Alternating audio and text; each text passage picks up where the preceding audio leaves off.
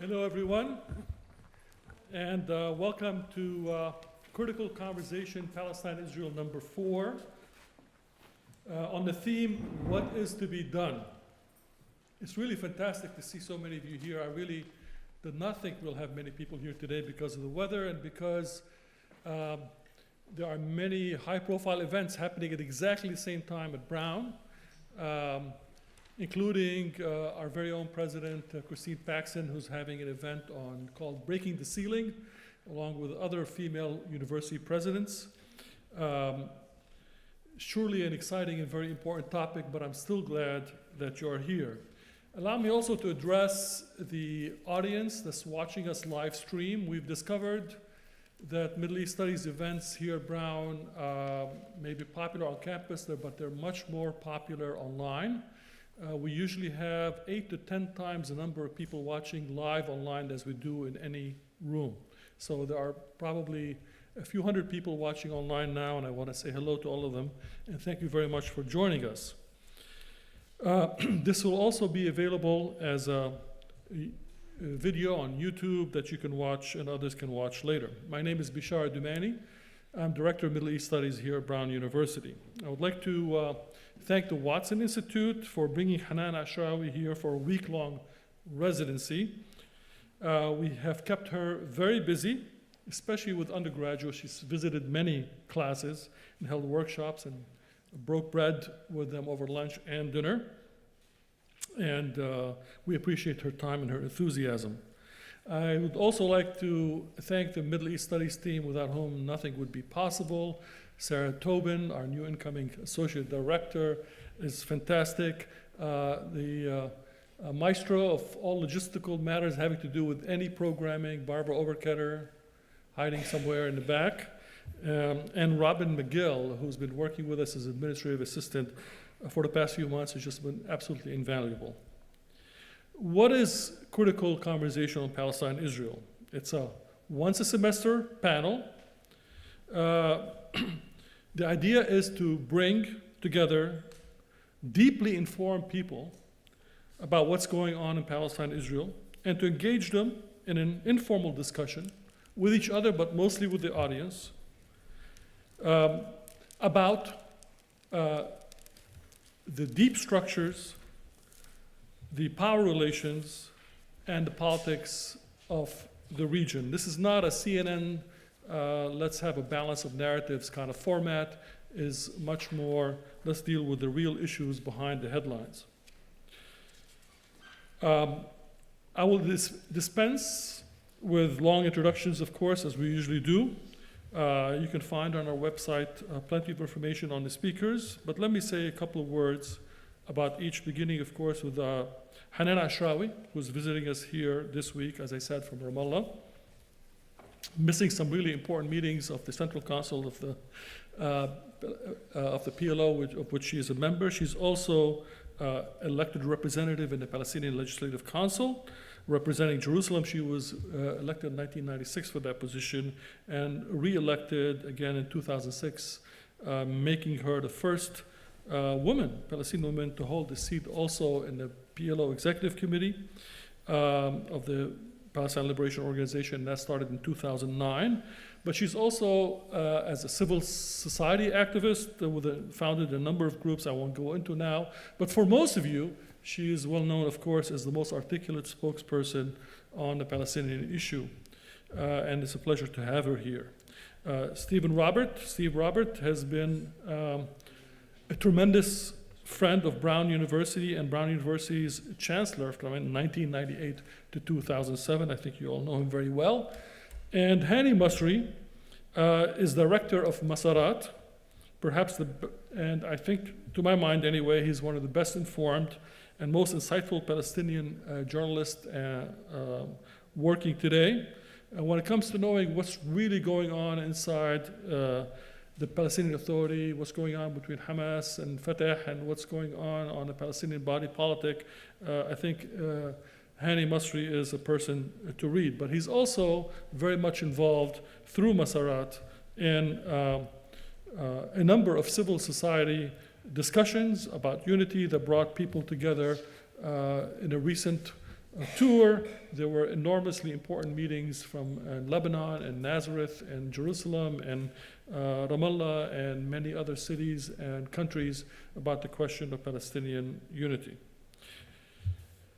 The theme, what is to be done, builds on the fact that our three speakers have something in common. Now, I must say here that our fourth speaker, Ilan Pappé, because of the weather, was not able to come here on time. His plane landed about 45 minutes ago in Boston, so he won't be with us, and he apologizes, but he'll be here tomorrow, as will Hanan and others, for our second annual conference, New Directions in Palestinian Studies, which will be a 2-day conference starting tomorrow. So those of you who want to catch Ilan and others, please come to the conference tomorrow.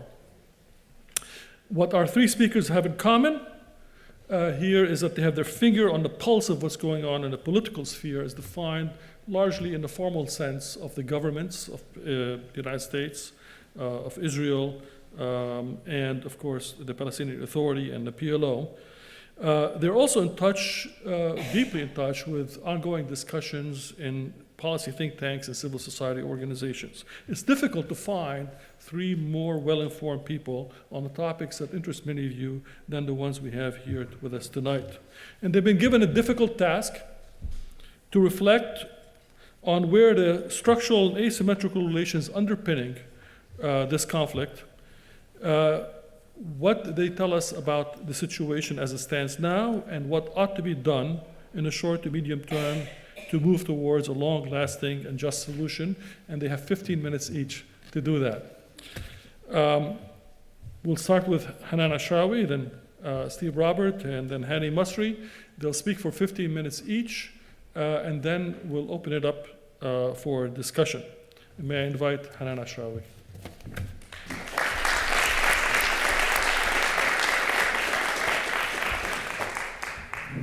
Thank you very much. It's wonderful to be here again with you.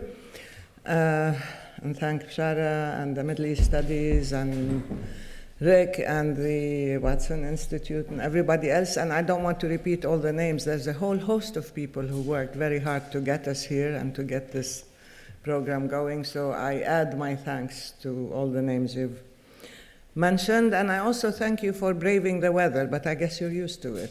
I was telling Shara, I don't think anybody will show up here. If this were Ramallah, we'd all stay at home. But now you're used to this type of weather, and I'm glad that we have this chance to engage, and I hope that this will be a real engagement on the issues. Actually, in the overall configuration of Middle East realities, or some people would like to call it Middle East peace, Palestine actually is the weakest, though the most focal component. And we are always being asked to think creatively, to think outside the box, to find ways out of an impasse, to try to find strategic options and so on, although we know that we are not in control of what's happening around us. And the Palestinian question, as we will be discussing in the conference, has never been an isolated sort of discrete issue. It has always been determined and influenced by several external factors and powers and so on. And contextually, of course, we know that the most immediate factor is the Israeli occupation itself. The nature of that occupation acts with full impunity.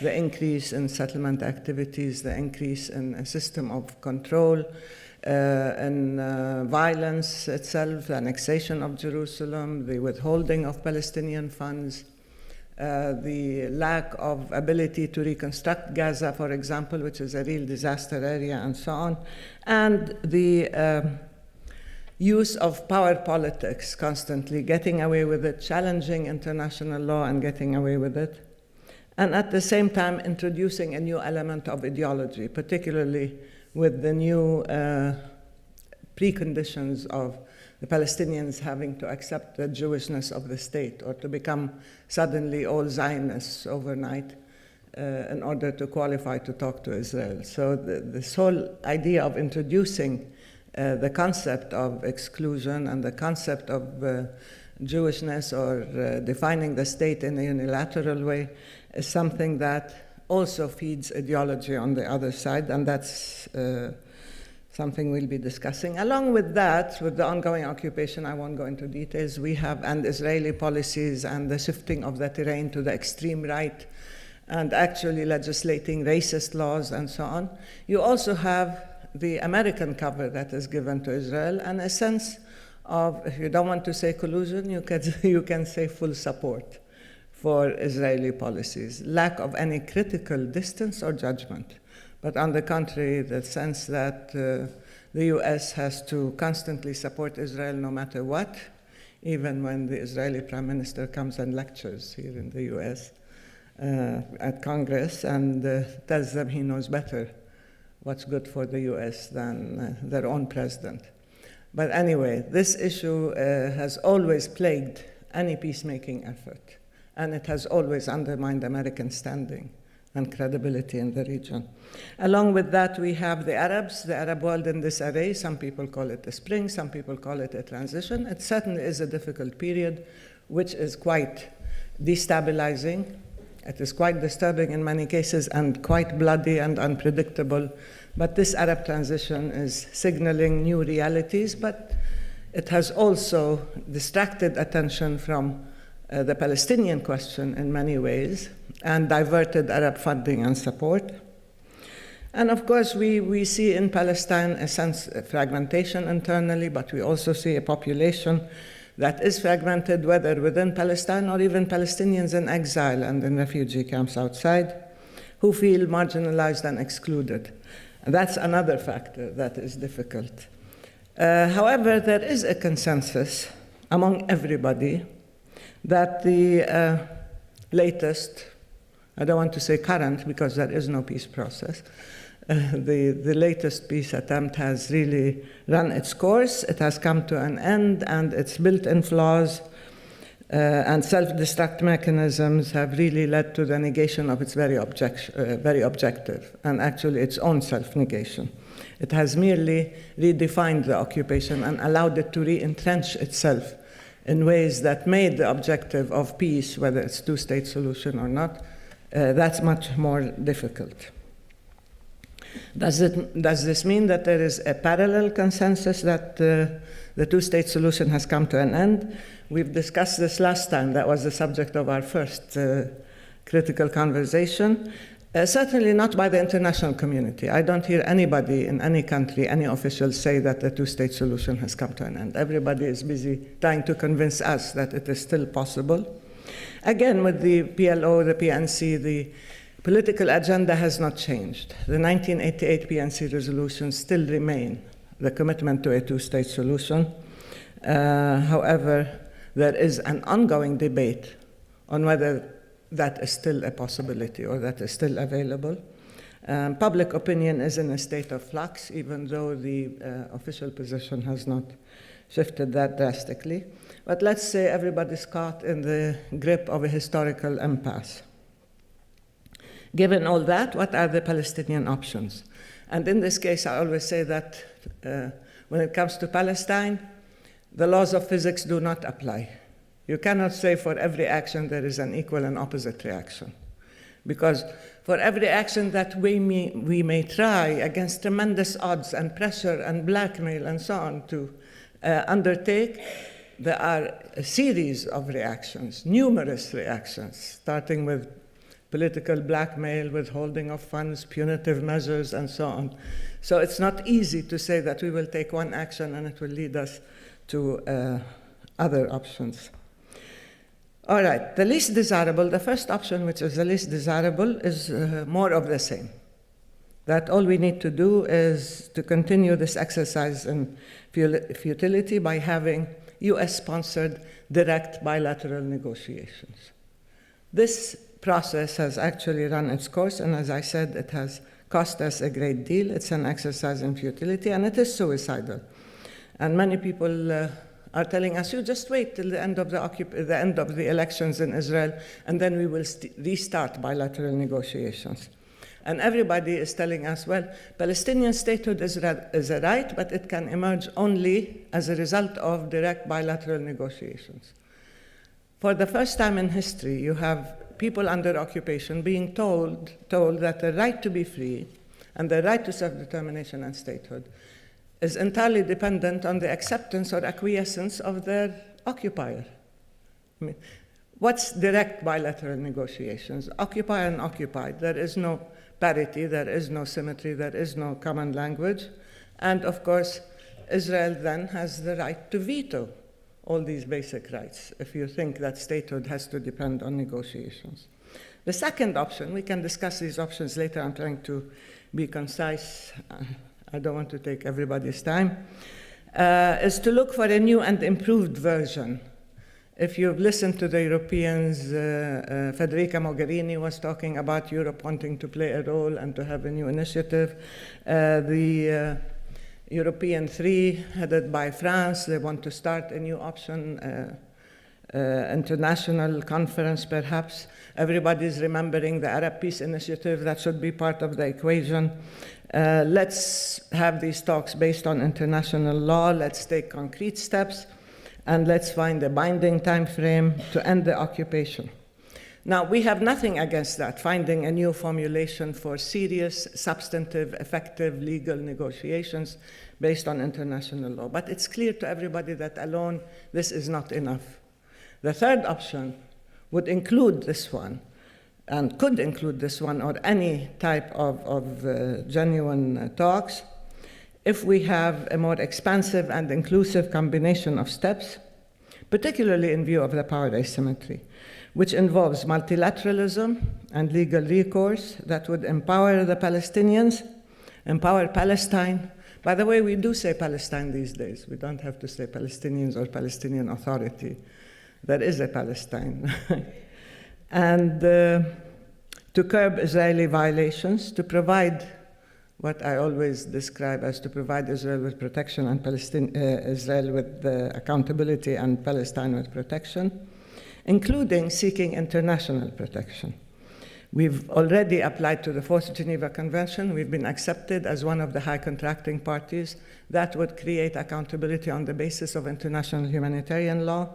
We've already applied to the Human Rights Council, and we have a commission of inquiry that is coming, which is very important, even though Israel wouldn't allow it to come in. We have acceded to the Rome Statute, which gave us access to the International Criminal Court. And we have also applied to several and acceded to several international conventions and treaties that would define the nature of our state, but also enable us to be part of the international community and empower us. And we will be joining international agencies and organizations that would make the embodiment of statehood something that is not just formalistic or abstract, but actually legal and accepted by the international community. And that would define the nature of our system of governance, because we do want to have a state that is democratic, that respects human rights, safeguards human rights, and women's rights, and children's rights, and so on. These are the conventions we acceded to, and there are others that we have. I have a long list if you are interested in them, because we want to abide by these principles, and we want to define the nature of our state as based on international conventions and rights. And of course, we'll work to increase bilateral recognitions. This would help us also within the international community to be, if not an equal player, but at least to have some sort of a state framework. And we are redefining, there is a decision to do that, to redefine the Palestinian Authority, its institutions and its role, because it was a temporary setup or structure. Along with that, redefine our relationship with Israel, including our political relationship, economic relationship, and security coordination. Today, the Palestine Central Council took a decision to stop security coordination with Israel. And this will, I'm sure, will get lots of reactions. We also are committed to reforming, upgrading, and reactivating the PLO and its institutions. When we talk about an economic safety net from the Arab world, which hasn't materialized as a result of Israel's withholding of our money, We are also talking about a political safety net. If Israel succeeds in destroying the PA and its institutions, the PLO has to be in a position to be able to undertake its responsibility vis-à-vis the people of Palestine. And with that, we need to adopt the concepts and mechanisms of actual statehood and sovereignty. We cannot constantly be a mini-state, a sub-state, a pseudo-state, or whatever. We have to be able to embody this type of statehood by working on these different institutions. And of course, the occupation has to be costly. It has to be costly morally, economically, politically, legally, so as not to be costly in human terms. I think it's important that the occupation be accountable, and therefore there are different means of nonviolent resistance, popular resistance. We need to support and diversify nonviolent means of resistance, including BDS, and work with various solidarity networks that are emerging and that are being very effective, giving the opportunity for individuals to act and to make a difference, and of course, to have an impact on international public opinion. This, of course, requires sufficient reform and transparency for good governance, and a strategic vision to regain the confidence and support of the people. And of course, the system, the political system, needs to reform itself in order to gain the credibility. And we will discuss this later. Along with that would be the inclusion of the younger generation, and particularly the women. We have lots of promising people, but they have been excluded from decision-making. And elections is one way of getting the younger people involved, and of course, of rejuvenating and revitalizing and delegitimizing our political system. We also have to work, this is absolutely crucial, on healing the rift, the reunification of the Palestinian political system, and the reconstruction of Gaza, and of course, elections. This is a real challenge, by the way. Everybody says we must have reunification, we must have reconciliation, but this is extremely difficult. Maybe I won't go into all the details, because there are different agendas. Are they reconcilable or aren't they?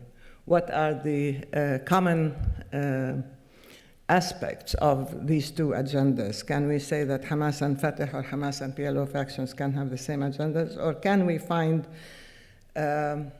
ways of managing our differences within a pluralistic democratic system? But I don't think you will see in Palestine a sort of uniformity or a monolithic political program. You might have strategic targets that are the same, but you might have differences in terms of arriving at these objectives. A joint political program or an agreed central command for military action, this isn't going to work either. But I believe we need, as I said, to manage our differences without sabotaging our central or national cause.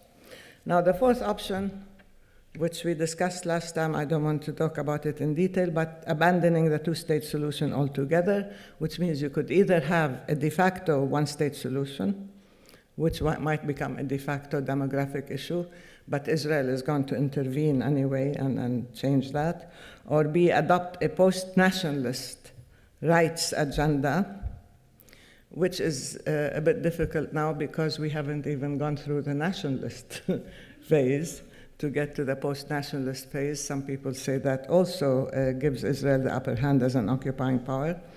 Others, the third option under the abandoning the two-state solution is to postpone a solution. And postponing it by going back to the whole issue of sumud, steadfastness, remaining on the ground. But again, even if we do that, you need to be able to have the means of maintaining people on the ground despite these tremendous odds.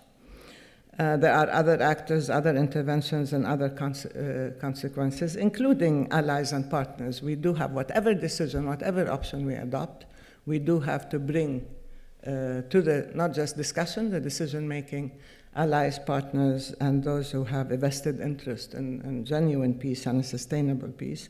There are some tactical steps that have been addressed. Dissolving the PA, again, we can discuss that. If you want to dissolve it, what else would you put in its place? Is there a status quo ante to go back to? What is the principle of organization? Some people say we have to cancel or nullify the agreement, the Declaration of Principles and all related agreements, particularly the Paris Protocol that created a sense of economic dependency. Again, Israel has violated all agreements and has turned them into a system of control. But as I said, we will redefine the relationship with Israel. However, I don't see Israel waiting in order to take over the West Bank and Gaza and accept the responsibilities of the belligerent occupant, even though this is a decision by the by the Central Council today. So how do you maintain your ability to resist, to withstand, to maintain people on the ground, and to revitalize your political system if you are internally fragmented? Again, how do you forge new relationships and galvanize support, particularly within the Arab world and beyond, and Europe, and prepare alternative strategies of, if so, then what?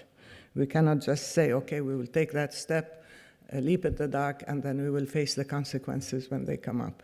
There are many issues at stake, and there are many actors at work here that cannot be ignored. Now, the last thing I will say here, that if Israel persists in superimposing Greater Israel on historical Palestine, it will be inviting the Palestinians to reconsider the whole historical agenda in which we accepted resolutions 242, 338, and the partition of Palestine, 181. And people will start asking for historical Palestine. Then the equation becomes either or. Thank you.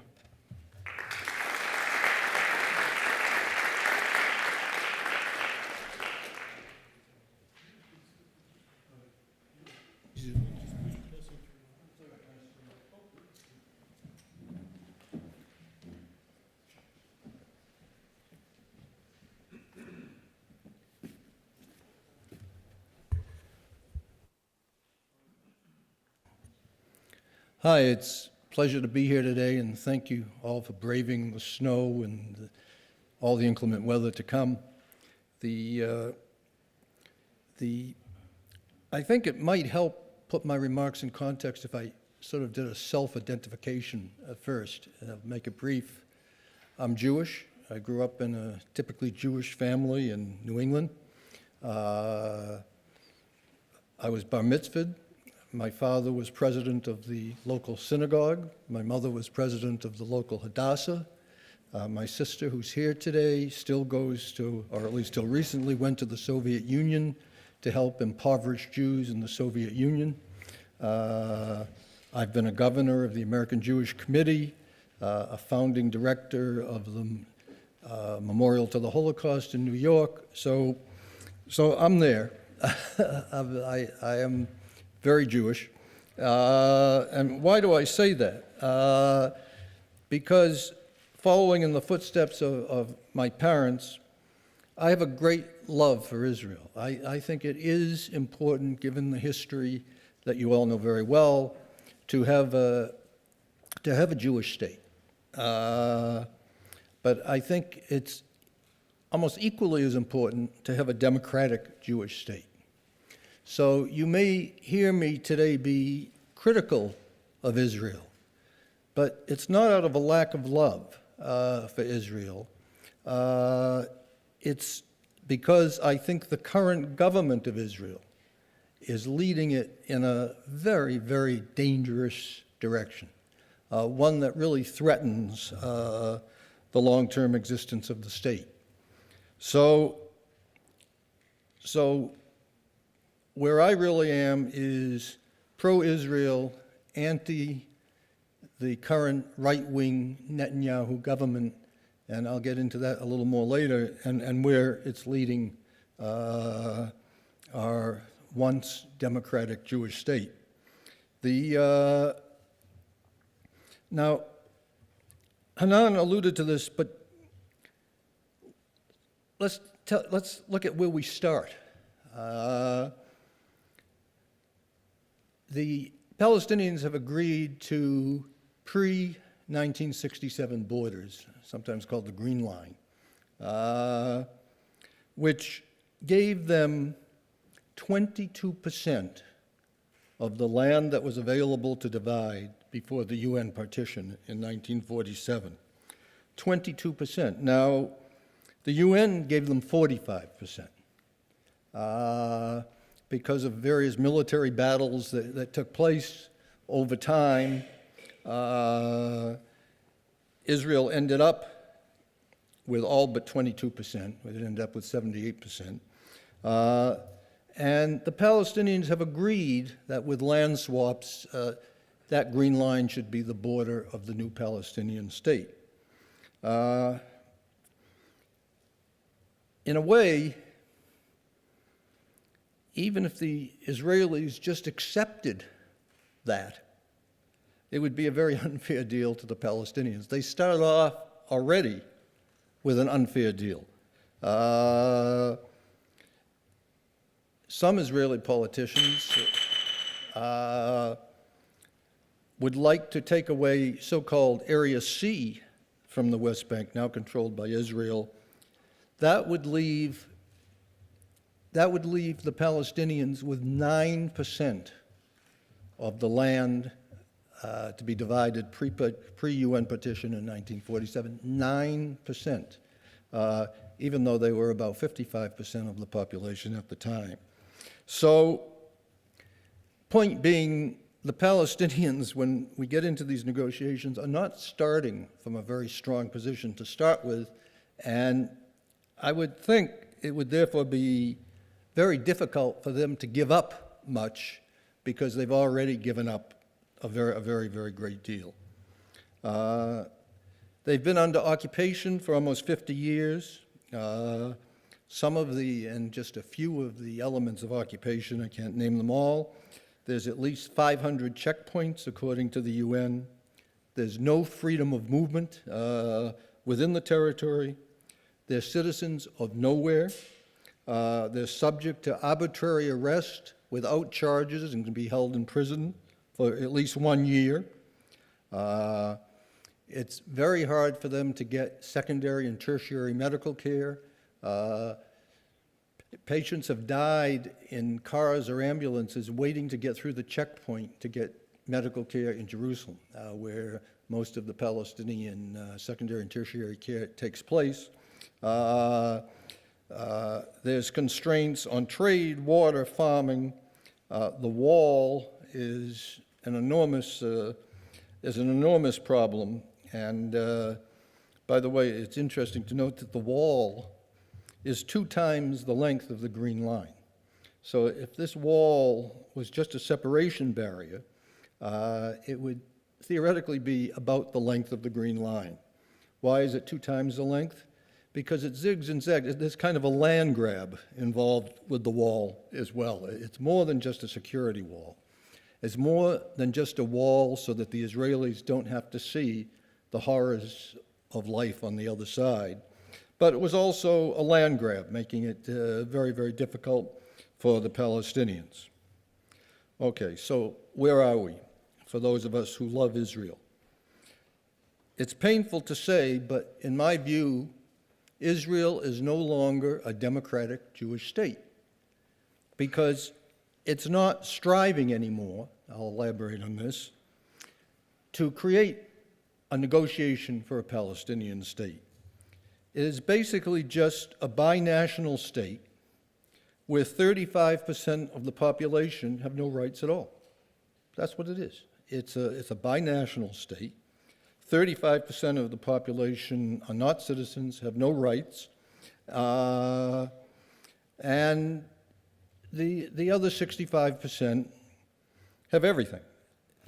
So in reality, and this is a phrase that will make some people angry, it always does, Israel today not only isn't a democratic state, it's an apartheid state.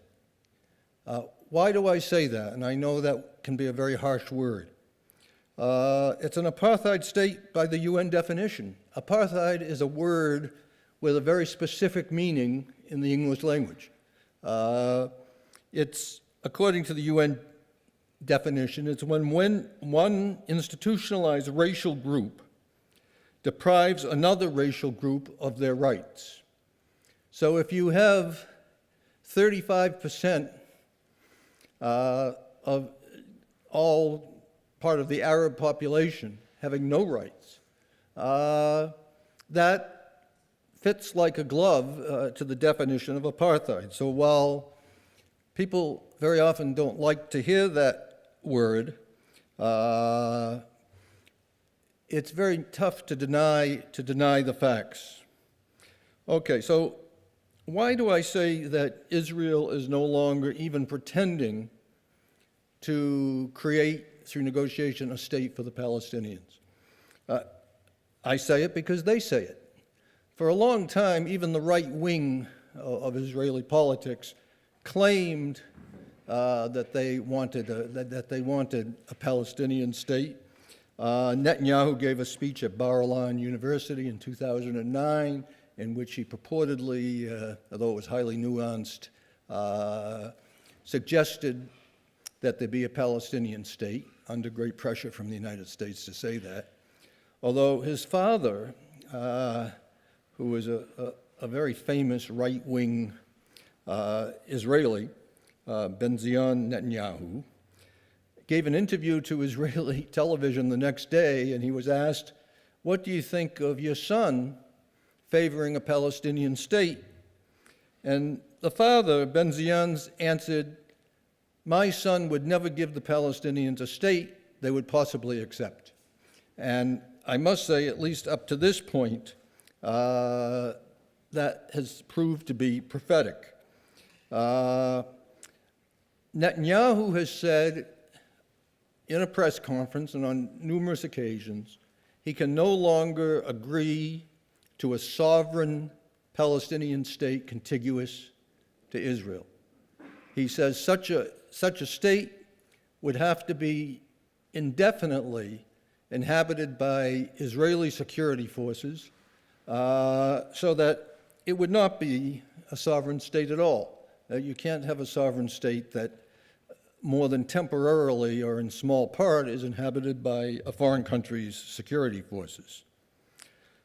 The defense minister, Moshe Ilan, in a conversation with a group of us in New York, said that why make an agreement with the Palestinians?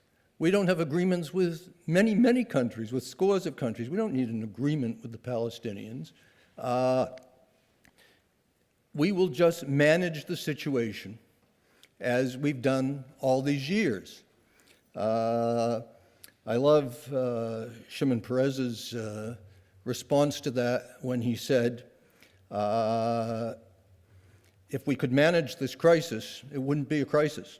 So that's Ilan's position, very powerful. Naftali Bennett, who many of you have heard of, Minister of the Economy, very, very popular right-wing Israeli politician, is against a two-state solution at all, and he's the greatest proponent of annexing Area C, leaving the Palestinians with 9% of the pre-partition land. Lieberman, the foreign minister, says that he might be in favor of a two-state solution, but he wants to take a whole group of Israeli Arab villages in what's called the Northern Triangle and give them back to Palestine so that the people that live in those villages would have a choice of becoming part of Palestine or perhaps moving to some other city. This would be illegal under international law and a horrendous violation of civil liberties. So when you look, I could go on and on with the position of various members of this Netanyahu government, but basically they've taken their mask off. They no longer claim that they want even a Palestinian state. They no longer want to negotiate for a Palestinian state. They just say no Palestinian state, except under terribly arduous terms, or just leave things, as Ilan says, to be managed over time. One of the great problems has been the expansion of settlements by the Israelis on the West Bank. That has gone on since the 70s, virtually without stop. It even continued to go on through the Kerry peace talks. As a matter of fact, according to Martin Indyk, a special envoy to the peace talks, 8,000 new units deep into the Palestinian territories were announced during the course of the 9 months of peace talks. These were not settlements on the border that might be, through land swaps, incorporated into Israel in any peace agreement. These were deep into Palestine, and it was a enormous problem during the peace negotiations. There was there's an analogy somebody made to me that I quite like. He said, you know, negotiating with the Israelis is like negotiating over a slice of pizza with a friend, except while you're negotiating, your friend is holding the slice of pizza and eating it. And this, in fact, is a very good analogy to trying to negotiate a state with a country that is violating international law and establishing settlements on your land, even while the negotiations go on. Okay, what needs to change? Well, there's more that needs to change than possibly I have time to talk about. A lot has to change, by the way, as Hanan says, in Palestine too. But I'm going to leave that to two Palestinian representatives on this panel. But clearly, Palestine has some serious issues that they need to address. In Israel, for Israel's part, there's no chance of peace without a new government. This government will not negotiate a peace. They don't want one. They will just like to leave the situation to fester. 4.5 million people deprived of all their rights, and somehow they'll manage their way through this. So we need a new Israeli government. We need another Rabin or somebody of that ilk that would really be serious about creating a Palestinian state. So we need a new Israeli government. There are elections on March 17th. If you want me to handicap those elections, I'll be glad to do it during the Q&A, but I won't go through it now. But in my view, if peace talks were to start again, the only sensible way for them to start is with a settlement freeze. Peace talks in the absence of a settlement freeze, in my view, will never succeed. That would be an absolute requirement. Now, as to the framework agreement, it's not, it's already been written. It's been written several times. You had the Oslo Agreement. You had the quartet outline of a peace plan. You had Clinton's outline of a peace plan, and you had the Geneva Accords.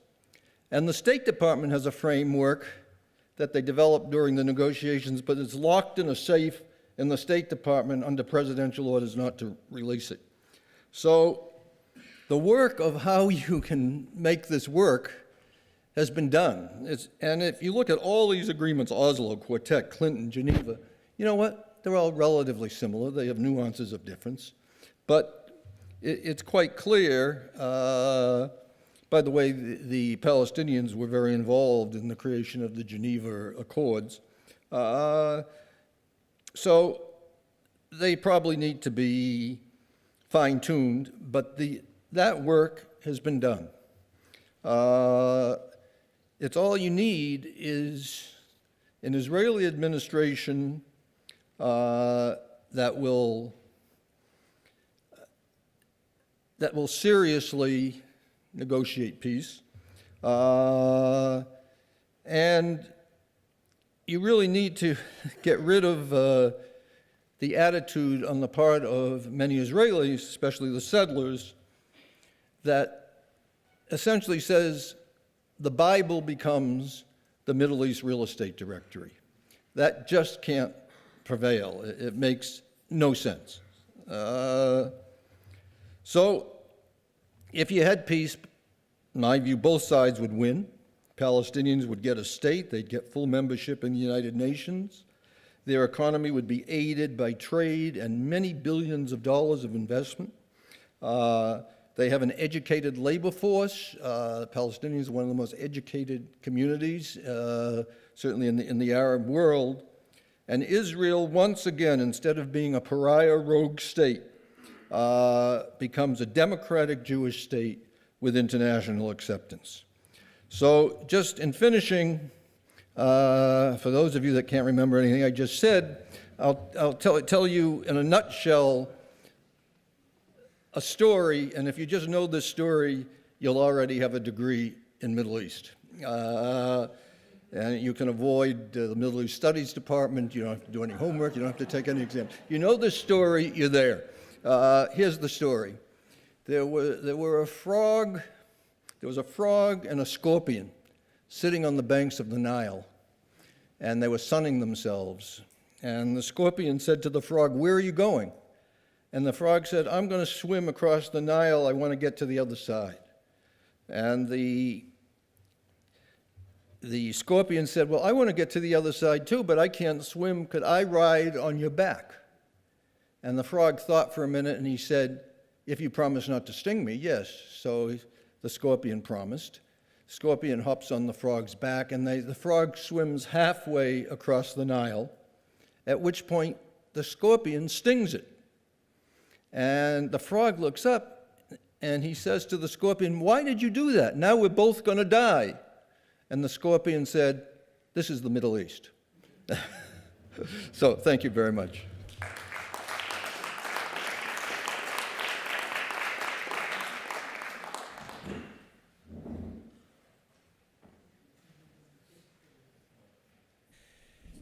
Good evening.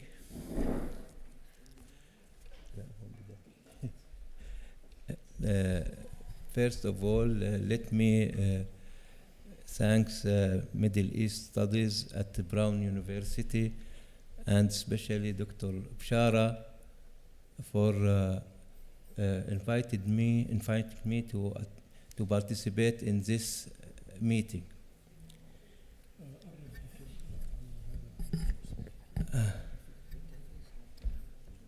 Can you hear in the back? Okay. Raise your voice. Okay. In order to answer the question of what is to be done, we need to answer three questions. Where do we stand now? Where we want to go? And how will we get there?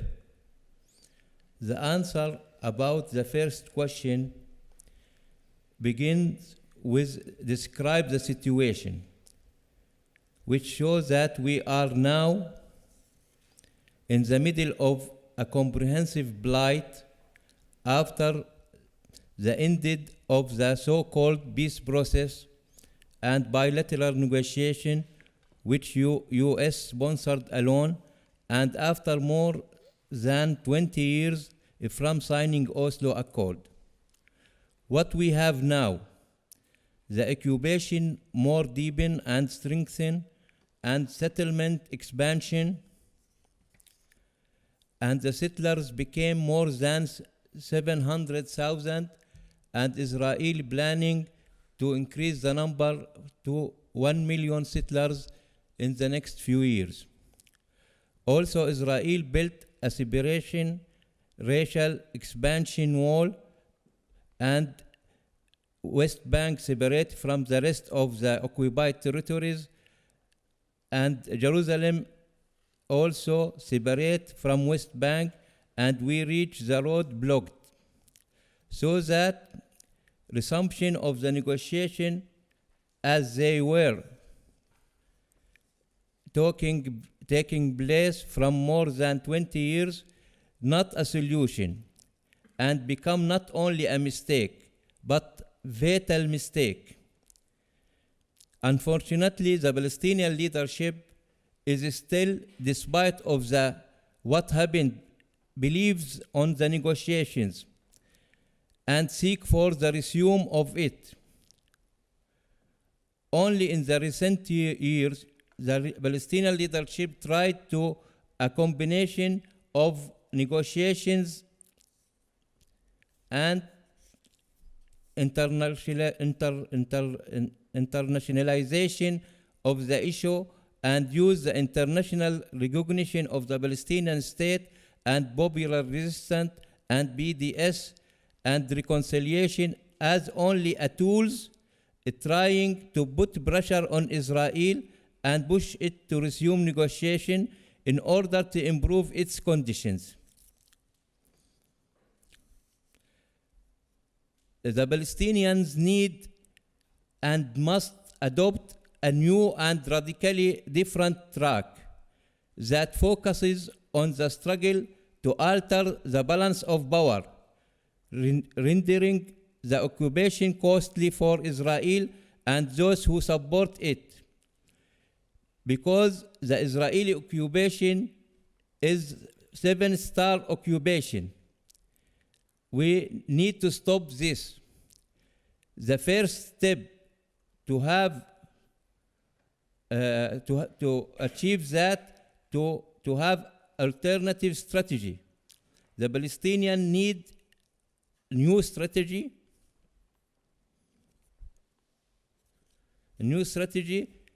to review of their experiences through a comprehensive national dialogue that concentrate about negotiation, resistance, and the role of Palestinian Authority and PLO.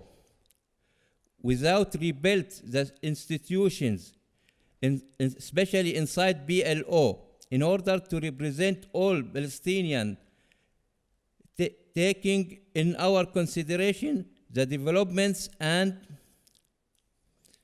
the new facts and what can unite the Palestinians and what the differences between them. Without unity, without national institution and one leadership and one decision maker, we can't reach any of our goals.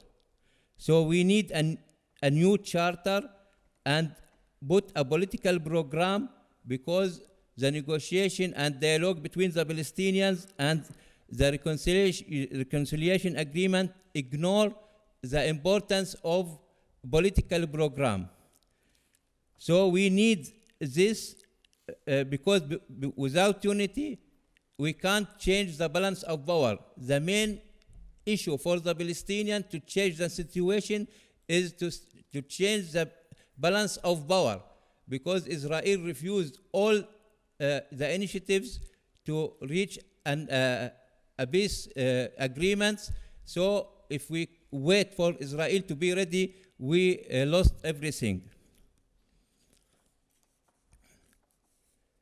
The importance in this discussion to know that Oslo gave the Palestinians three things, but they paid a high price for that. Oslo gave the Palestinian self-rule authority for endless period. Second, allowed the Palestinian leadership and about 250,000 to return back. Third, Israel government has recognized the PLO and as it is representative of the Palestinian people without the recognition of their rights.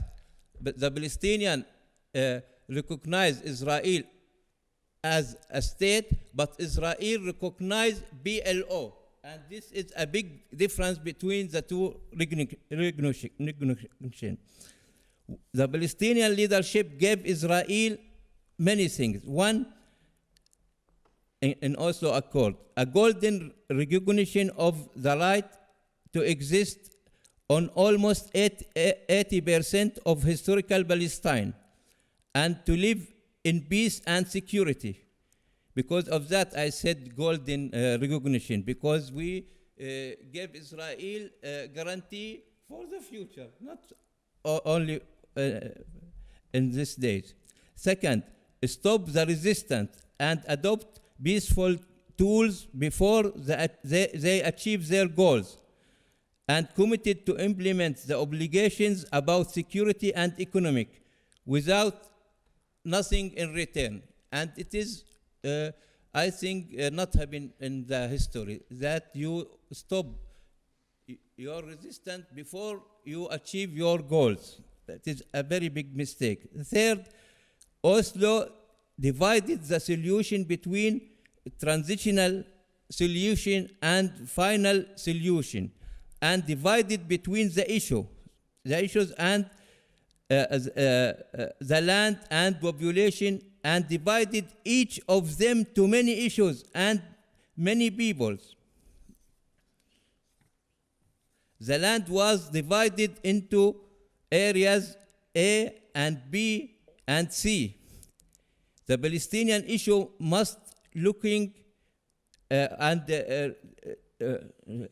it is an issue of right of self-determination for all the Palestinians, and related of the right of return of refugees. The Palestinian issue, it is origin as a refugee issue. We can't ignore the refugee issue and said about establish a Palestinian state and ignore the other dimensions. And it is very important, the equality inside Israel, because we can't ignore our people inside Israel.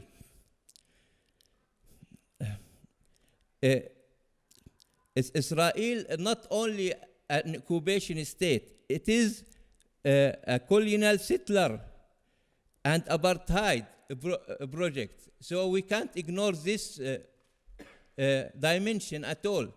So we need, if we speak about one-state solution or any solution instead of two-state solution, we need to defeat and dismantle colonial settler projects, because Israel not only a normal state.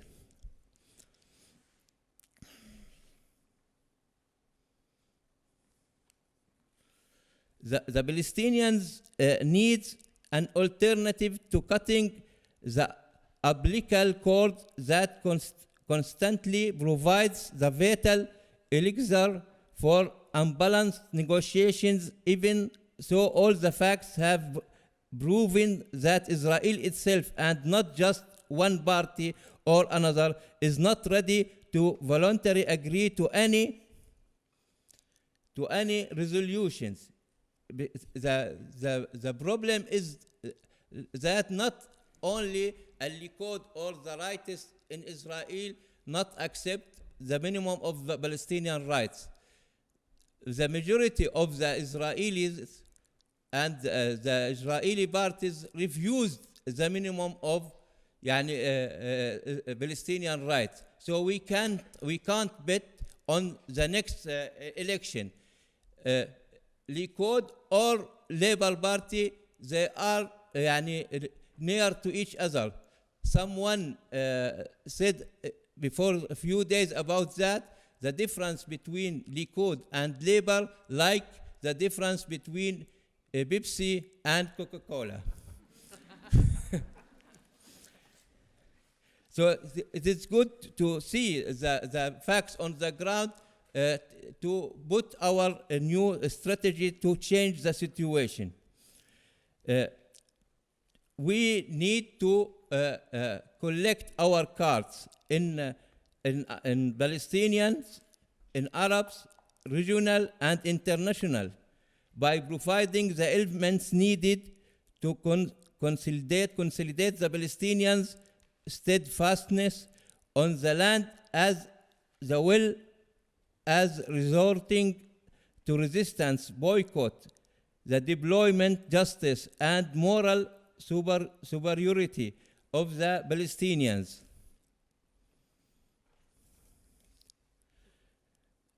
And all the Arab, Islamic, regional, and international factors, especially the international solidarity movement, international law, and the UN resolution that still uphold the basic minimum of Palestinian rights. International strategy alone, which adopted by Palestinian leadership, can't change the situation and the power of balance. It is good, but not enough alone.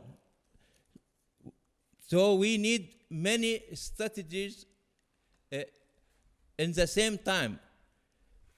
Unity between the Palestinian, resistance, and boycott, and international strategy. All these strategies work together. I answer the first question and the third one. And what is remained the answer of the second question? Where do we want to go? The answer of this question need to take a historical decision from the Palestinians after Israel destroyed what's so-called two-state solution.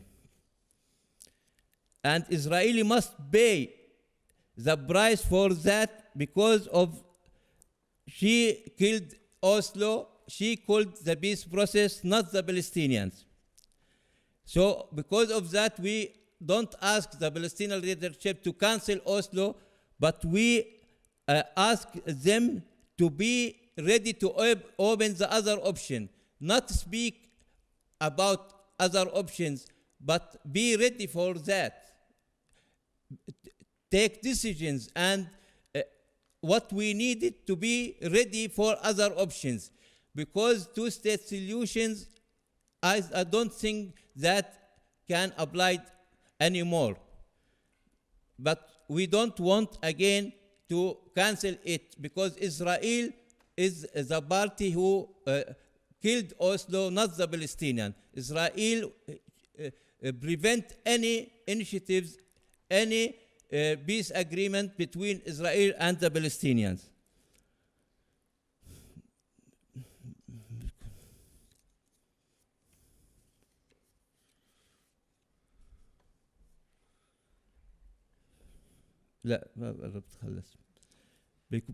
Because of that, we need to change our strategy. We need to unite the Palestinians. And someone maybe said, how you can unite Fatah and Hamas? They have different ideology, different alliance, and different interests. I think there's a very important factor will push the Palestinians to unite it. It is Israel not offer the Palestinian any solution. And Israel against Fatah and Hamas, against all the Palestinians. She arrested them, she killed them. When Israeli forces attack Gaza, they don't distinguish between Fatah and Hamas. They don't distinguish between moderate and extremist. They attacked all the Palestinians. So because of that, and because of the Fatah strategy face a deadlock, and Hamas strategy face a deadlock. So there's no solution from Fatah alone or from Hamas alone.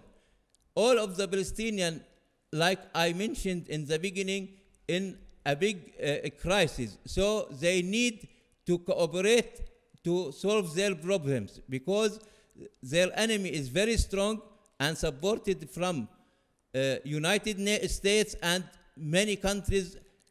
Without a unity between the Palestinians, without a new strategy, we can't achieve our goals.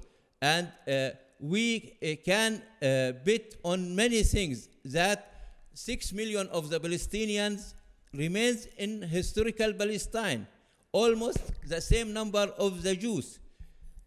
So it is very important. And the Palestinians, in spite of all their losses, they continue their struggles, and they insist to achieve their goals. Let me say that, what happened on the ground? Every day, Israeli soldiers arrested at least 10 Palestinians. At least. It shows us that the Palestinians, despite of what happened, despite of their suffer, they insist to continue their struggle, because Palestinian cause is justice and moral cause. And there's a solidarity movement all over the world support the Palestinian cause, so they can bet on that. Because of that, I think there's a hope, especially in this government. And when we hear what Netanyahu said, what Netanyahu done, we think that he is a strong enemy for Israel more than to the Palestine. And thank you.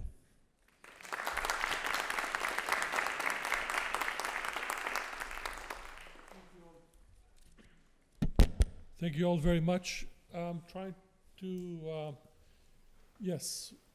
So the format is we're going to collect about 3 or 4 questions. You should not take more than, or comment if you'd like, but not more than a minute. And then we'll turn it to the speakers. There's people with microphones on this side, and so it's open for question, please. It's hard to see. Okay. Thank you all very much for your talk. My name is Yara. I'm Palestinian. And I'd like to address my question to Mr. Robert. You said that you love Israel and that you believe that it's now following a right-wing path, and that it's become an apartheid state, and that it's now undemocratic. And so from this, I take it that you support Zionism and that you supported the establishment of the Zionist regime. In 1948, when the Zionists brutally occupied Palestine in what's generally accepted as an ethnic cleansing, similar to the ethnic cleansings that happened here in the United States of indigenous people, in Australia and in New Zealand. So when they occupied the land, nearly all the people were expelled. However, there remained a few 100,000 left, and they were given nominal citizenship. But they were placed under military rule for nearly 2 decades. This military rule included curfews. You had to apply for a permit to travel anywhere. You had to go to the police station if you wanted to leave your village, if you wanted to go to the doctors, if you wanted to trade. And any mention of Palestine or anything to do with the Palestinians landed you in jail. And even after the military rule ended, any form of political activism landed you in jail. My father was put in prison for running a student newspaper. So I'm afraid Israel has never been a democratic state. It has never been a state for all its people. It is a state for Jews, and if we are to be even more critical of Israeli society, it's a state for white Jews. So for me, the problem with Israel lies in its founding as a settler colonial state. And therefore, thinking towards the future, we don't need a new Rabin, who, may I remind you, was called for a breaking bones policy during the first Intifada, which was literally smashing the bones of Palestinians who demonstrated. What we do need is a move to a post-colonial society, a one-state solution where political regimes on both sides are dismantled, and we start again. One person, one vote. So I ask you, is this something you could support? A state perhaps called Israel and Palestine, but most importantly, a state for all the people who feel a connection to the land. Thank you. Th- Thank you. I think, oops, thank you, Hanan.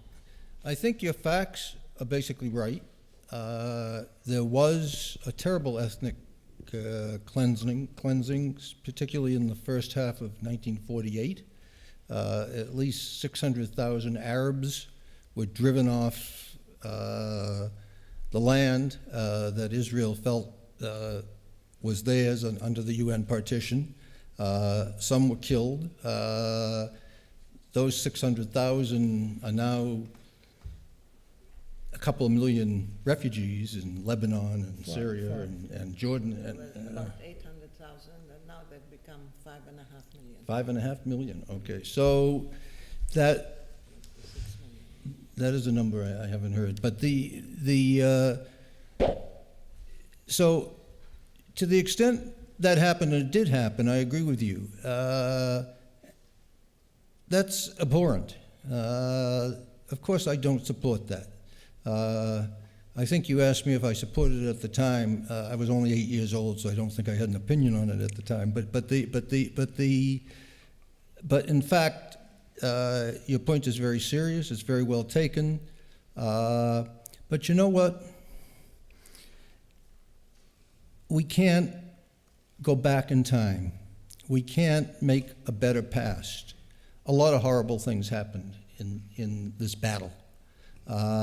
We had two peoples who each thought they had a historic right to a small piece of land in the Middle East. There, in terms of atrocities and other things, there's plenty of blame to go around. If you want to feel more of the blame is on the Israelis, I wouldn't even argue with you. But we can't move the needle forward to progress by reiterating the horrors that have happened since and even before 1948. We have to treat the past as the past and go on to figure out the present and how we get a better future than we have the past. Now, finally, you asked me if I could support a one-state solution, and I could, but it's not realistic. In my view, and I don't know exactly how Palestinians feel, but in my view, Israel will never support a one-state solution because it wouldn't be a Jewish state.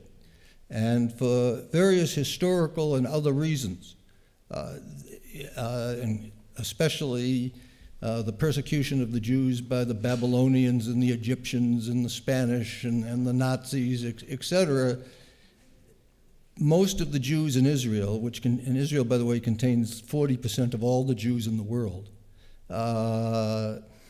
want Israel to be a Jewish state. And I therefore don't think in the real world it's going to happen that we have a one-state solution, everybody having an equal right. So I think the more pragmatic and more possible solution is to have two states, a Palestinian state, an Israeli state, and I think that at least has some possibility. As we've all said, even that's not looking very possible right at the moment, but I happen to be a little bit optimistic because I don't think occupation in historical terms has much of a future. So while it's not much comfort to the people who are living in Palestine today, I think half the population of Palestine is under 25, something like that. More. Over 66%. 60% is under 35. Okay, so all these people, who, by the way, who are wonderful people, and obviously weren't even alive when much of the past happened, they deserve a dignified life. They deserve civil liberties. They deserve citizenship in a country. They deserve the right of movement. They deserve the right of medical care. They deserve not to have to ask the IDF for a pass every time they want to go somewhere. They deserve to have an airport. They deserve all the things that people in civilized countries have. And so my view is I'd like to see that happen as soon as humanly possible. And I think it's much more likely to happen with a two-state solution. I can't see it happening, even though I personally wouldn't object to it, I can't see it happening in a one-state solution. Okay, so shall we go to this side of the room? Hi, my name is Julia. I'm a PhD student in the history department, and I simply wanted to ask if the speakers could comment on the Palestinian Central Committee's decision to cease coordinating security details in the West Bank with the IDF. Just an open comment. All right.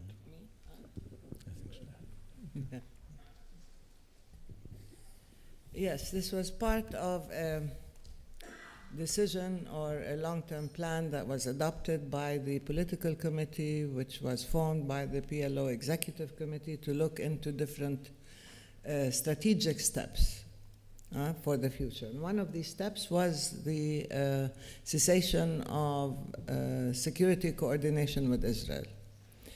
The fact is security coordination is multifaceted.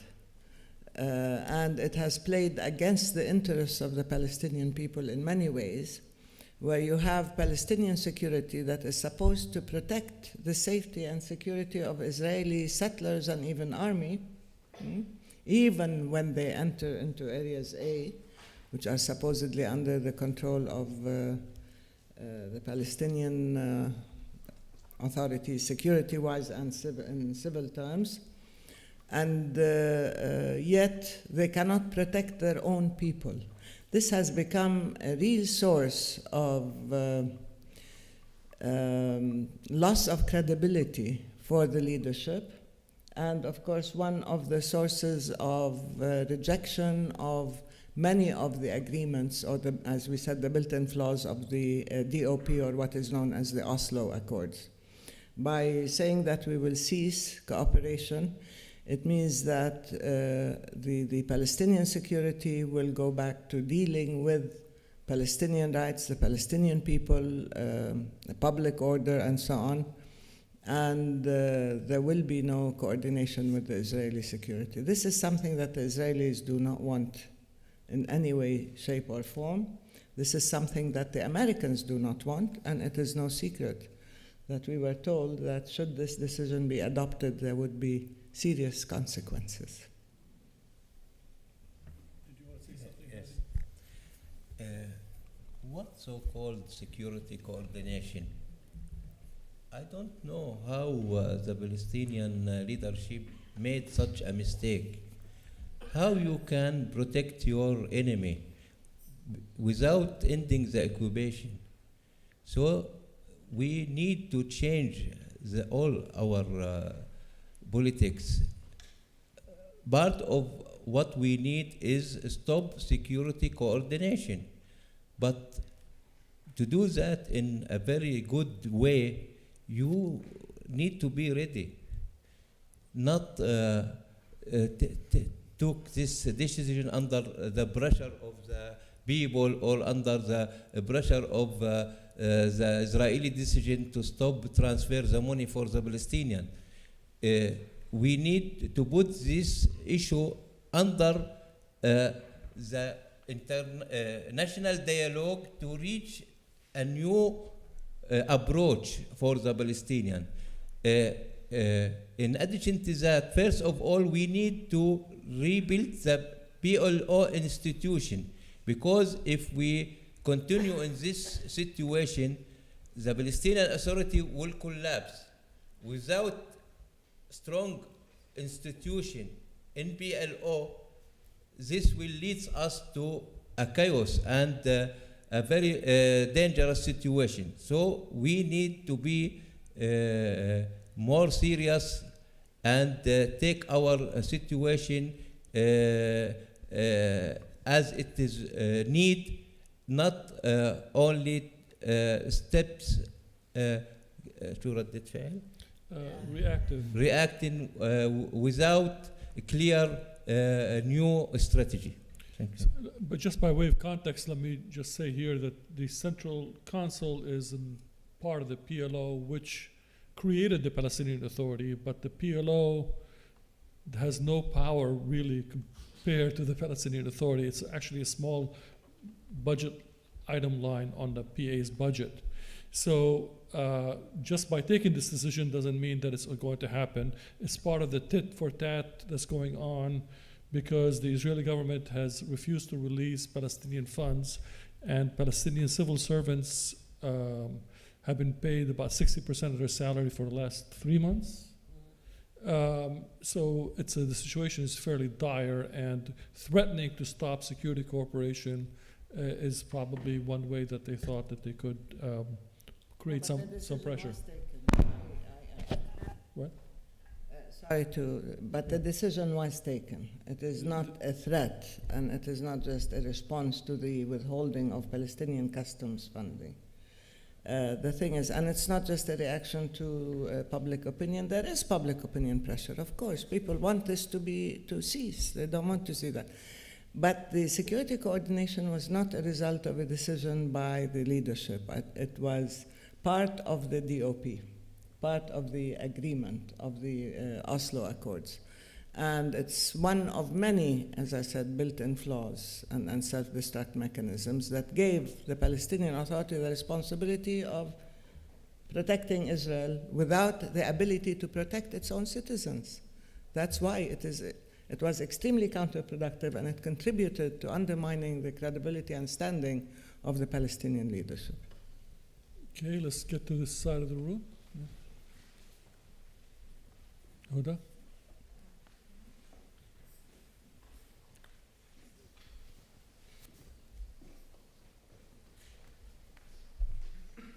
Can you tap it with your finger, see if it works?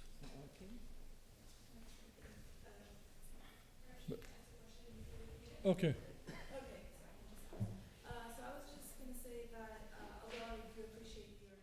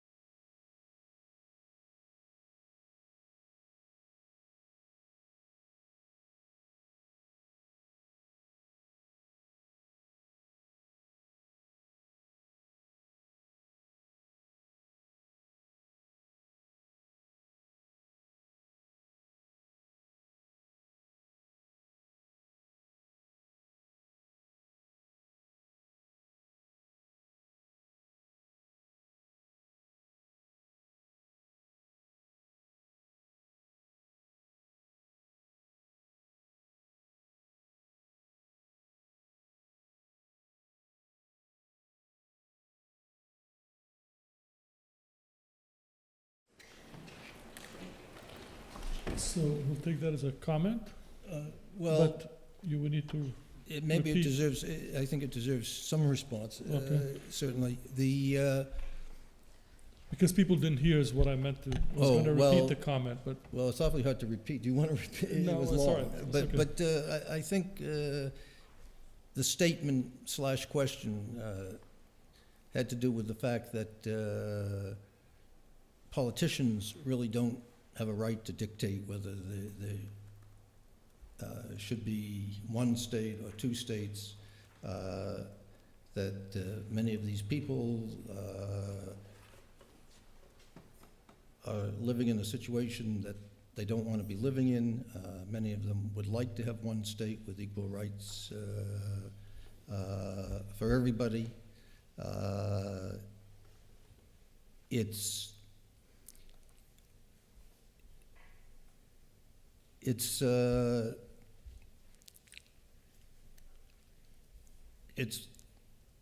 understandable, and I am sure that there are many people who agree with you. I'm not sure. The majority of Palestinians may agree. According to public opinion polls, but there are many.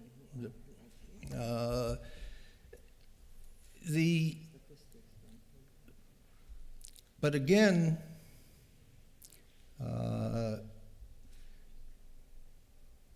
I'm not a politician. I'm just a citizen who cares about this matter very, very deeply, and I care about it for the Palestinians as well as the Jews.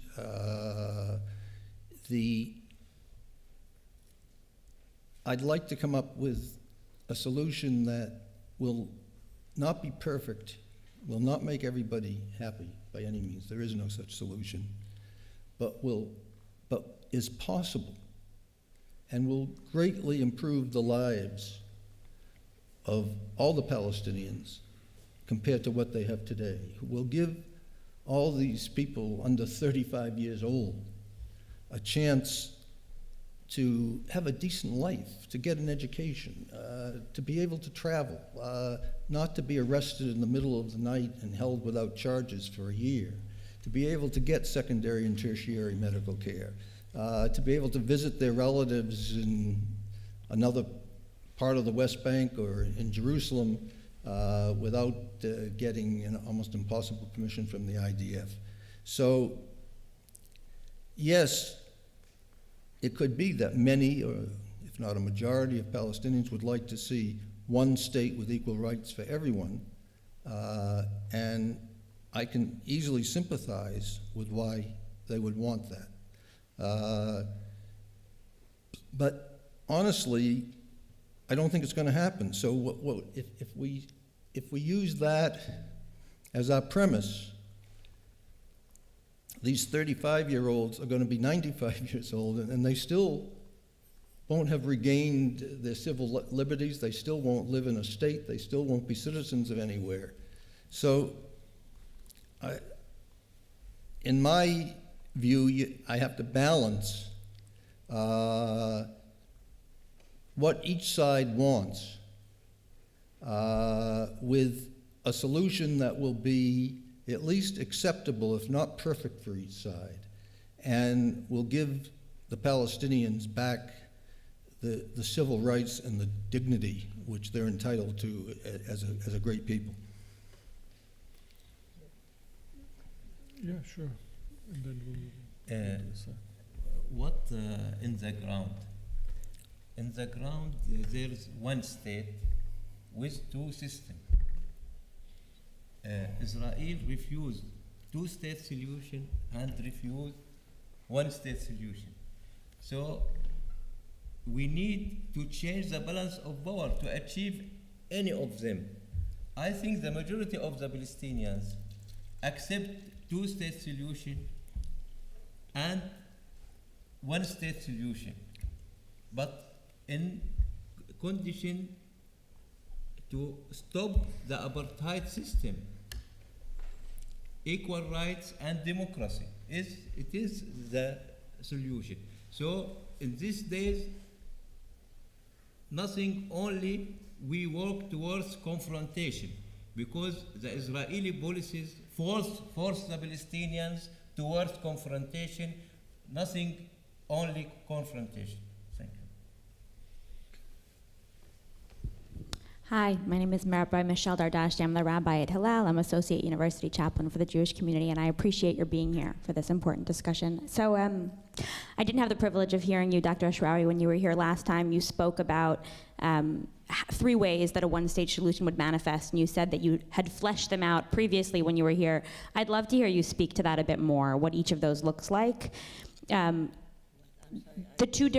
talked about 3 ways that the one-state solution would manifest. You said a de facto one-state solution, post-nationalist, and postponing a solution. I'd just love to hear you flesh those out. And I had one other question that might be related, and you can choose which one. The other question is, I'm just wondering about hope. I'm just wondering where you do find hope. You know, I hear you talking about resistance, and I hear you talking about BDS, and I hear that. I'm just also wondering, in hearing Dr. Masri speak about the indistinguishable nature between Likud and Labor, there are other parties and there are amazing nonprofits that I'm sure you all know of really in Israel working for social change, like Gisha, like B'Tselem. And I'm just wondering the extent to which you think that there's power there, that you think that there's leadership there, that you do see hope in Israeli leadership that is strong and cares and is fighting hard for human rights. The first part is for me, the second part for Hani? The second part for both for both. All right. Well, the two-state solution is something that can come about in a variety of ways. But as I said, let me just remind you historically, in 1968-69, the Palestinians proposed the one-state solution. We proposed, at that time I was a student, and I think it was Fatah that adopted the one secular or non-sectarian Palestine in which Jews, Christians, and Muslims can live in peace and equality. That was the political plan. Of course, it was rejected outright by the Israelis because of the concept of Zionism, that they did want a Jewish state in Palestine, and therefore the proposal of having a non-sectarian state and equal citizenship was rejected. What is being proposed now is not exactly the same. In many ways, the first option that I talked about is not a conscious option, but can be an outcome of the current dynamic, which is the de facto one-state solution. Because Israel is blurring the divide between Israel-Palestine, or the 67 borders, which is the compromise we talked about. Israel is taking the land of Palestine, the state of Palestine. Israel is building more and more settlements. Israel has declared that Jerusalem is its own capital, unified forever, even though by international law, East Jerusalem is occupied, and even though by UN resolutions, even West Jerusalem is not under Israeli sovereignty. As you know, 181 talks about Jerusalem as a whole as being a corpus separatum. All the unilateral actions that Israel is taking, including the wall, which now the right wing don't want to see, by the way, because people like Naftali Bennett and others claim that the wall is creating a separation, even though it is on West Bank land, and even though it is an apartheid wall of separation and annexation, they don't want it because they want to annex all the West Bank. Some of them talk about most of it, but Naftali Bennett doesn't want even any agreement, doesn't accept a two-state solution at all. And there are people within the Likud, you don't have to belong even to the right of Likud, who said openly that they are in favor of a one-state solution because Israel has all the power tools to continue the ethnic cleansing, whether through silent transfer, whether through making what Shamir said will make life so difficult for the Palestinians that they will leave. We don't need even to expel them. So there are different ways of having ethnic cleansing. In Area C, there is a systematic policy. You just destroy all their homes, all their structures, all their institutions, and bring in more settlers and more economic enterprises in Area C, especially in the Jordan Valley. And then de facto it becomes Israel, and then you annex it, which is what's happening gradually. We see before our eyes, really, the materialization of greater Israel. And we talked about this, I don't know if we have time to talk about it. When you want to talk about colonial modernities in your class, we discussed this. There is a superimposition of a very abnormal, let's say, urban forgeries in the West Bank. What is Ma'aleh Adumim but an urban center which is illegal and which is superimposed as a primary source of existence in the West Bank, marginalizing the old and ancient Palestinian towns and cities and villages and so on.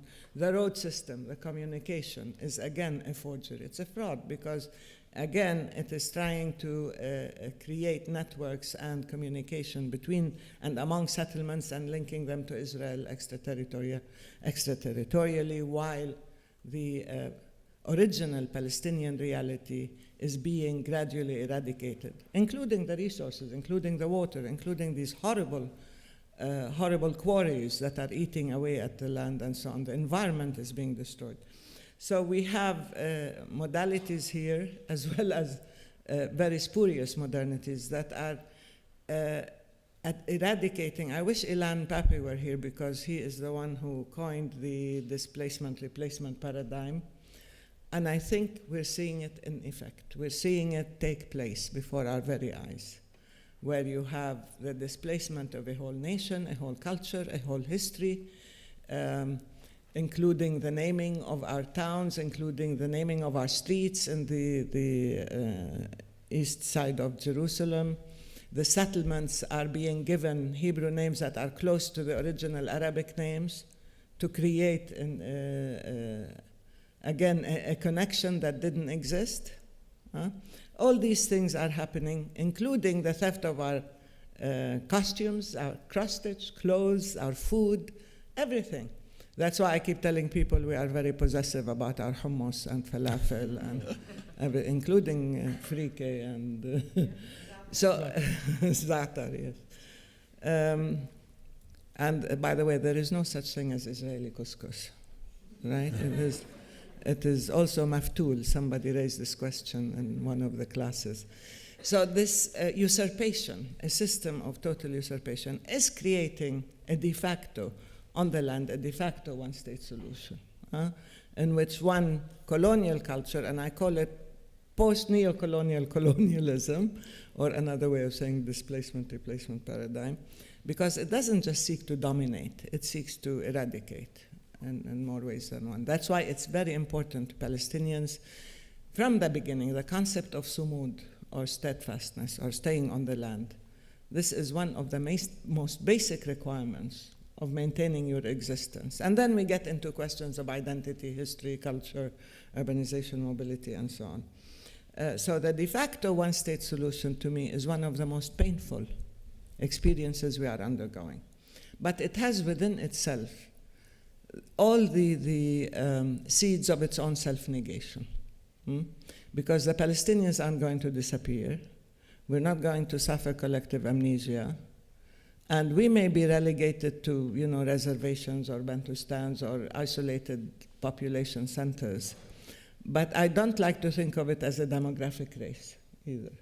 I think of it as a continuation of a struggle. So when they make separation impossible, an equal or a just separation according to international law, then what they are creating is an untenable Israel, really. And that is something that many Israeli leaders, in their greed for more land and more control and so on, have lost sight of the strategic outcome of what they're doing. But in the meantime, it means that the Palestinians will be living in a state of captivity. And that is something that's not easy for any of us to accept, including the fact that we see the outright theft of our land and resources as time goes on, and it is escalating and intensifying rapidly. So that's the de facto one state, and many people say it leads to demographic race, which is, to me, it's not the issue. There are those who talk, I think you're one of them, I didn't get your name when you talked about a rights agenda, right, a binational state. Some people say we should adopt a new political program, and we should go beyond nationalism into a post-nationalist rights agenda. There are people who are talking about it, and that it could result in a binational state. I don't see it even as a binational state in many ways, because there are no rights for one nation in that state. It is a dominant race state, so to speak, if it's a one-state solution and we maintain the same imbalance of power or power asymmetry. The problem with that is that we don't have partners, and we don't have allies, and we don't have takers at present. And there are many people who say, well, the rights agenda, I've always said that the struggle for Palestine has always been a rights agenda. It's nothing new. It's human rights, it's humanitarian rights, it's political rights, it's legal rights, it's every type of right. So you're struggling for your rights in different ways. But to talk about equal rights within a dominant culture, within a situation of domination, and then struggle for your rights, that would be fine if it were a simple classical apartheid system, like in South Africa. But this is a situation where you have a culture that wants to negate the other, not accommodate the other. And at this time, I think maybe if you adopt it as an agenda, it has to be fleshed out. I've read many, many, many articles, and I've listened to many lectures about this, but it does need to be fleshed out. It does need to be looked at. Who are your partners? Who are your allies? Who are your takers? What kind of agenda would you propose in the meantime? Because people want to know, how can they stay on the ground? How can they exercise their right to sumud and steadfastness and exercise of their identity and rights on the ground? That is something that has to be developed, and so far I haven't seen that. I've heard, that this is one thing that the world will sympathize with. I said, if they didn't sympathize when we were being massacred, when our land was being stolen, when we were in a state of enslavement and captivity, nobody sympathized, or very few governments, let's say, sympathized. Public opinion is sympathizing now. Why should you think that automatically once you say we want equal rights, everybody will sympathize? We've always said we want equal rights. We want to be recognized as human beings, basically. We want the application of international law, basically. We've been struggling for these things, and we've been struggling to get the solidarity and support that we need. The international community right now, if there is such a thing, different countries and so on, are adamant about a two-state solution. And as I said, it is ironic that by the time there is an emerging global consensus for a two-state solution, Israel is succeeding in destroying it. There is always a time warp in the political discourse in Palestine, Israel. Now, there are those about the C point, which is the postpone the solution. There are those who say there's nothing we can do. Within Israel, there are those who want to postpone it, manage it. You mentioned, I think, Ilan said he wants to manage it. Yeah, Ilan, yes. He does want to manage it. There are people who think that you can postpone it and you can maintain the status quo as is. But the status quo is untenable. There is no way that it can be maintained. Either there will be a breakdown, really, and a breakout of violence, and it will feed all sorts of violent acts and extremism and become another issue that is up for grabs that will destabilize the whole region. Or you will start running ahead of the situation to try to find any kind of solution. But maintaining the situation as is, postponing the settlement, is not possible now. Conflict management is not possible now. Even talking in Palestine about maintaining our presence and our institutions, and as Hani always says, we have to change the balance of power. Well, it's not just a local balance of power. It's a global balance of power that we're dealing with. It's not just Israel that we're dealing with. We're practically dealing with the whole world. When something happens in Palestine, you don't get the reaction from Tel Aviv or whatever. You get the reaction from Washington first. And then, of course, you get Canada following and Australia and so on. But it's Washington that picks up the phone and tells everybody else, including the Arab world, including Europe, what needs to be done in order to help Israel. There are all sorts of issues, and that's why I said, that it's not a discrete, isolated entity. Palestine is on the receiving end of many different forces and many different powers. And therefore, we have to be able to plot our course very seriously and very carefully, but we also need to have alliances.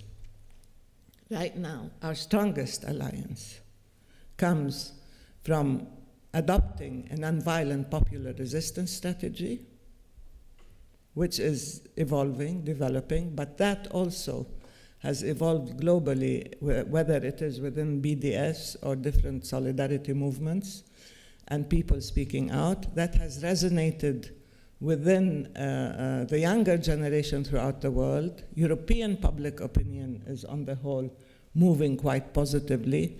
Within American universities, intellectual, academic circles, and think tanks, and so on, and minorities and ethnic groups, there is a new discourse and a new awareness. I don't know whether this has reached the level of challenging the, what I called in class, the yo-yo Congress, that manages to stand up and sit down every time Netanyahu opens his mouth. But there has to be some sort of internal reconsideration because public opinion is on the move. The Palestinian question is no longer an issue of isolation and darkness. Not everything is happening in the dark. There are now social media, there are now witnesses, there are people who are acting in solidarity, they are exposing the real nature of the occupation. And it doesn't take the Palestinians, as Netanyahu says, we're delegitimizing or isolating Israel. Israel is isolating itself, and the occupation is delegitimizing Israel. And these very dangerous illegal policies are going to backfire within Israel. So, I mean, these three manifestations of the one state, or let's drop the two-state solution, each one has its own built-in drawbacks. The last thing we need is to maintain this situation of control and hope for the best in the future. That's why I say we need policies and we need international alliances and partnerships to be able to end the occupation, because I think that's the real issue in terms of the injustice. And then once you end the occupation, then you can deal with all the issues, including the issue of refugees, which is the core of the Palestinian national identity, not just the land, but the people. And then you can deal with the issue of re-engagement within the region as equals, not just with Israel, but with the whole Arab world, which I hope will go through this transition safely. Thank you. Well, Hanan did flesh it out. Could I just make one please, quick and comment? we finish in about 6 minutes. So. Okay, well, I'll only take 2 minutes. It's okay. I'd like to take issue with the concept, with the Pepsi-Coke analogy, in all due respect. There is, in my view, and I think it's an informed view, an enormous difference between, say, Labor and Likud. If you sit down with the Likud top ministers and you sit down with the heads of Labor, it's night and day. I mean, it would be like sitting down with Barack Obama and then sitting down with Rand Paul and not seeing a difference between the two of them. There is a wide difference. And, you know, I remember so well Oslo, and I remember the excitement in both Israel and Palestine at the idea of a two-state solution. So at that time, I think a majority of both Israelis and Palestinians would have thought that that was a wonderful solution to the problem. Unfortunately, it didn't happen. But that situation could represent itself because I believe that if the moderate and leftists in Israel were to gain power, including, by the way, the three Palestinian parties who will have 14 seats, according to the polls, in the Knesset, it's unclear whether they would join a coalition or not. I don't know the answer to that. But the center of gravity of this debate would change radically, almost overnight. So, yes, I think to some extent, we're all frustrated by the situation as it exists today, and the trajectory, as Hanan points out, is very disturbing and very discouraging. But this can change. You could get a peace-oriented Israeli government. If you had a strong prime minister, I believe very strongly the Israeli citizenry would follow him or her, just as they followed Rabin. And we could be back on track to a two-state solution that was favored certainly by a majority of Israelis, and I even tend to believe a majority of Palestinians, because they would see that their future was so much brighter than it is now. So I think there is a difference between the right and left political spectrum in Israel, and there is a wide difference. It's a profound difference. And if you sit down and speak with Bougie Herzog for an hour, and you sit down and speak to Moshe Yalon for an hour, you feel like you've been on two different planets. And so I would not accept, and I think it would be a fallacy and unfortunate to accept the thesis that all Israeli parties are essentially the same. It just isn't true any more than it's true in the United States. Okay. I respect your opinion, but I think there's a differences, but not wide, between Labour and Likud. Not only in these days. After signing Oslo Accord, they asked Ishaq Rabin, what do you want to give the Palestinian in the final agreement? His answer, I will give them 50% of West Bank and Gaza. They said to him, the Palestinian will refuse that. He said, okay, if they refuse that, everyone continue what he have. Everyone will keep what they already have. But he is a historical leader. He is stronger than Herzog. Herzog, a weak person. If we read the political program which signed by Livni and Herzog, we saw that he's a right program, not a peace program. The differences show they speak, there's a Palestinian partner, the Labour, and we need peace, we need to end occupation, but what they implement on the ground, not different from what Likud, honest, he said what he want to do. But Labour Party, he said something good, but he implement the same thing. The main thing is they refused to withdraw to 1967 borders. They support Jerusalem as a united capital for Israel. The difference is Labour Party want to withdraw from some neighborhoods which the majority are the citizens from the Palestinians. But more than half of East Jerusalem, they want to stay there. The refugee issue, Tzipi Livni said when she is a foreign minister with Ehud Olmert, she refused to return a single refugee. A single, not like Olmert offers. Olmert give some flexible that he accept the 20,000, 30,000 to return back. But Livni, which now is a peacemaker, refused in that time, and now one single refugee to return to Palestine. Again, and they think that Netanyahu must continue his aggression against Gaza. They refused what he done. They don't think that 2020 Palestinians dead not enough.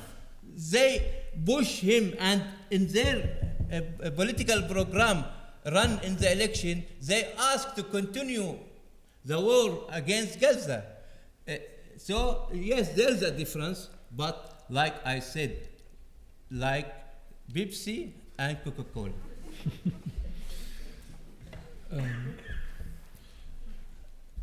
All right, so this is a conversation that we plan to having every semester, probably for a very long time. This is just yet another little installment. The first question that always comes up when we meet is, Hanan, how's the situation there? And she says, it's the worst it's ever been. Hani, how's the situation? It's the worst it's ever been. And I think, I don't want to speak for you, Steve, I didn't ask you that question, but I don't know what you think. You agree? So it is a tough issue. I think we heard some opinions about what's going on, and I think it came from the heart from everybody today. That's the thing that I like the most about what happened this evening, is that everybody spoke from the heart, and we'll just continue that conversation, and thank you for coming.